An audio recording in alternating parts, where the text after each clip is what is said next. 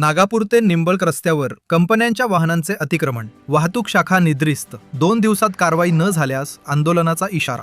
अहिल्यानगर MIDCतील नागापूर ते निंबळक बायपास या चौपदरीकरण झालेल्या रस्त्यावर कंपन्यांच्या वाहनांच्या अनधिकृत पार्किंगमुळे वाहतुकीला अडथळा निर्माण होत असून अपघातांचा धोका वाढला आहे. या प्रकरणी 2 दिवसात कारवाई न झाल्यास आंदोलन छेडण्याचा इशारा माजी उपसभापती डॉक्टर दिलीप पवार यांनी दिला. हा रस्ता अलीकडेच चौपदरीकरण करण्यात आला आहे. यापूर्वी या रस्त्याची अवस्था अत्यंत खराब होती. मोठमोठे खड्डे आणि अरुंद रस्त्यामुळे वाहन चालकांना अनेक अडचणींचा सामना करावा लागत होता. या प्रश्नासाठी सातत्यानं पाठपुरावा केल्यानंतर रस्त्याचे रुंदीकरण आणि डांबरीकरण करण्यात आले. मात्र आता या नव्यानं विकसित झालेल्या रस्त्यावर वेगळाच प्रश्न निर्माण झाला आहे. परिसरातील काही कंपन्यांकडून रस्त्याच्या कडेला मोठ्या प्रमाणात वाहनांची पार्किंग केली जात आहे. अनेक ठिकाणी अवजड वाहनं, क्रेन, रोलर आणि कर्मचाऱ्यांची वाहनं उभी असल्यानं वाहतुकीला अडथळा निर्माण होत आहे. विशेषतः रात्रीच्या वेळी आणि गर्दीच्या काळात अपघाताचा धोका अधिक वाढत असल्याची तक्रार नागरिकांकडून केली जात आहे. नागापूर ते निंबळक हा मार्ग राज्य महामार्ग दर्जाचा असल्यानं या मार्गावर मोठ्या प्रमाणात वाहनांची वर्दळ असते. डॉक्टर दिलीप पवार म्हणाले, संबंधित कंपन्यांच्या व्यवस्थापनाशी चर्चा करून